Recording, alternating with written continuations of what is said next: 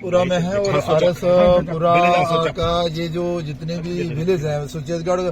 विधानसभा हो चाहे आरएस पुरा, बहुत भारी नुकसान जो है वो बाढ़ और बारिश से हुआ है। आपने देखा होगा कि बड़ियाल ब्राह्मणा हो, देरिया हो या जो हंसुचा को, जहां पर इस समय हमारा टूर प्रोग्राम रहा जिसमें हमारे साथ हमारे पूर्व मंत्री श्याम चौधरी जी और जहां के स्थानीय विधायक गढ़राम जी, हमारे जहां की एसडीएम महोदया और एसडीपीओ साहब, एसएचओ साहब और डीडीसी और मौजूद जितने भी लोग हैं, एक लोगों से मिलने का और जिनके पशु मवेशी जो मारे गए हैं उनको थोड़ी सहारा देने के लिए, और फिर जिनके घर भी बह गए हैं, जमीन भी बह गई है और फिर लोगों के घरों में पानी चला गया है, राशन भी खत्म हो गया है। मतलब बहुत बुरी हालत जो है वो इस क्षेत्र में रही है। विशेष तौर पर रोड कनेक्टिविटी तो टोटल डैमेज जो है वो हो चुकी है। और जैसा कि जहां पर लोगों ने बताया और हम भी देख रहे थे, जहां का जो प्रशासन है, एसडीएम मैडम हो, तहसीलदार हो, एग्रीकल्चर के हमारे ऑफिसर्स हों और पुलिस के ऑफिसर्स हों, वो लगातार लोगों से जो है वो संपर्क बनाए हुए हैं। और ये जहां पर इस समय हम हंसुचक में हैं, ये तो बिल्कुल पानी में डूब गया था और बाहर निकलने का कोई साधन भी नहीं था, क्योंकि बांध भी टूट गए थे और रोड कनेक्टिविटी भी डैमेज हो गई थी। तो बाई बोट जो थे वो एसडीएम मैडम, जहां के स्थानीय विधायक और बाकी जो लोग थे, वो आकर लोगों को जहां से रेस्क्यू कर ले गए, तो इनका जो है वो बचाव हो गया। अब ये है कि वे प्रशासन विभाग और सरकार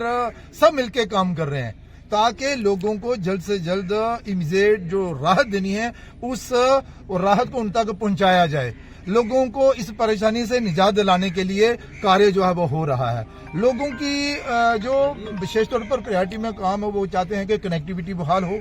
और विशेष तौर पर जो बांध है, इस बांध को बांधने का जो है वो जल्द से जल्द काम लगे और जो लोगों के घर ढह गए हैं उनको रहने के लिए स्थान मिले। तो उस पर विभाग कार्य कर रहा है और हम भी आए, हमने भी देखा जहां पर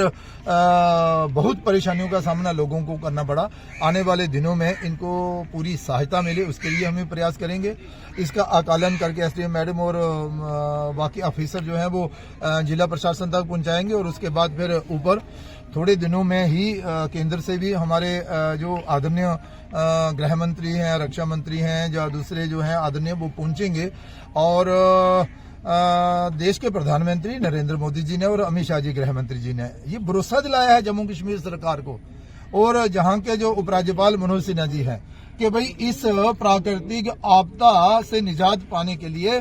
केंद्र का पूरा सहयोग जो है वो मिलेगा, तभी संभव हो पाएगा कि लोगों को जो है वो जो राहत जो है पहुंचाई सके। लेकिन मैं प्रशंसा करना चाहूंगा स्थानीय प्रशासन की, इन्होंने बहुत ही मेहनत और लगन के साथ काम किया है और लोगों की भी हिम्मत की दाद दूंगा कि इतनी परेशानी के बावजूद भी एक दूसरे का सहयोग करना, उसमें ये सारे जो लोग थे जुटे हुए थे। इसके बाद हम दूसरे किसी क्षेत्र में जा रहे हैं, वहां पर लोगों से मिलेंगे। लोगों को लगता है कि जल्द से जल्द पहले कनेक्टिविटी जो है वो बहाल हो। एक डिमांड जो है वो हर तरफ से आ रही है, ये जो हमारा जो लोन रहता है किसान क्रेडिट कार्ड के नाते, जो लोगों ने कहीं 50,000, कहीं लाख रुपया, कहीं 1.5 लाख 2 लाख रुपया लिया होता है, तो वो माफ होना चाहिए। तो मेरी भी गुजारिश रहेगी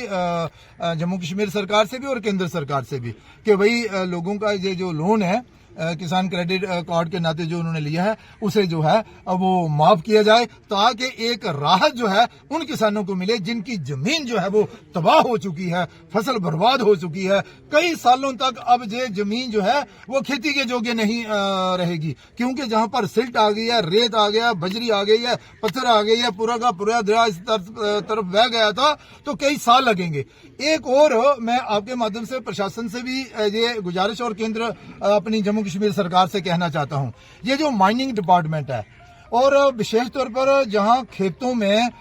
लोगों के खेतों में रेत, बजरी, मिट्टी आ गई है, अब इसको उठाना है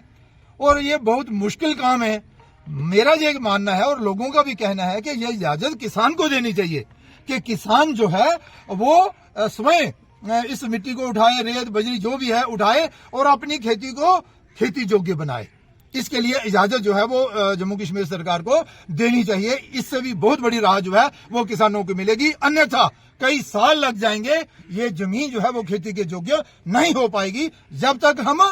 किसानों को ये इजाजत नहीं देते कि उनकी जमीन में यो मटेरियल दरिया का मिट्टी हो, बजरी हो, पत्थर हो, सिल्ट हो, मिट्टी जो भी है उसे उठाने का काम किसान स्वयं करें। जय जमुना। इस तरह के हालात इस बारिश की वजह से जहाँ बने हैं हम सब के सामने हैं। उसी लिए हमारे पार्लियामेंट मेंबर जुगल जी हमारे सब के बीच में आए हैं। इनकी मंशा से रात को इनने बात की कि मैंने उधर आना है, लोगों में जो त्रासदी आई है उसके बीच में लोगों के साथ हूँ और लोगों के बीच जाकर मौके पे देखूंगा। विधायक जी पहले भी आए हैं, आज भी हमारे बीच हैं। एडमिनिस्ट्रेशन के एसपी मैडम की बात कहे, मैं तो कहूँगा जिस दिन से ये मौसम जैसे बना है उस दिन से कोई दिन भी ऑफिस में नहीं बैठी और मैंने देखा कि हर जगह हर फील्ड में जगह, चाहे हंसूजा के में देखा पानी में नहीं जा सके, किसी भी जगह खुद जाके इन्होंने लोगों को निकाला। पुलिस डिपार्टमेंट सब लगे हुए हैं। ये इसमें कोई किसी का कहना कि मैं नहीं लगा, वो नहीं लगा, सब लगे हैं। लेकिन एक बात हम सबको ध्यान में होनी चाहिए कि इतना बड़ा जो नुकसान हुआ है कुदरत का है। आदमी को करता तो उसको रोका जा सकता, उस भगवान को हम रोक नहीं सकते थे और उसका मुकाबला इस जो नुकसान हुआ उसकी भरपाई जैसे जुगल जी ने कहा है और हमारे केंद्र की सरकार और देश के प्रधानमंत्री और खासकर कल होम मिनिस्टर भी जहां जम्मू में 2 दिन के दौरे पर आ रहे हैं और उनकी तरफ से कोई कमी नहीं।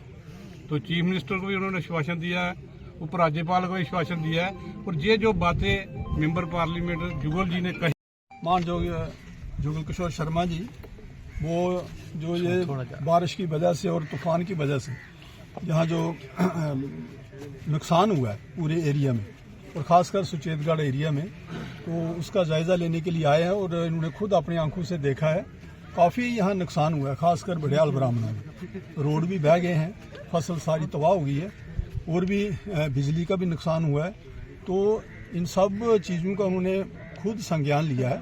और प्रशासन को और जो कंसर्न लोग हैं उनको भी इन्होंने पूरे तरीके से इंस्ट्रक्शनें दी हैं कि इनको जो जितनी भी नुकसान हुआ है उसे जल्दी से जल्दी उसकी भरपाई हो और लोगों को दोबारा उसी राह पे लाया जाए जहाँ पे उनको पूरी सुख सुविधा मिल सके। तो जैसे माननीय जुगल किशोर शर्मा जी ने और हम भी जो हमारे पास फंड्स हैं, एमएलए के फंड्स हैं 4 करोड़ रुपए हैं, मैं इसी कॉन्स्टिट्यूएंसी में मैंने लगाने हैं और जो प्रायोरिटी पे जो काम होंगे उसको उसी तरीके से उसको हल किया जाएगा। कुछ ना कुछ अनाउंस कर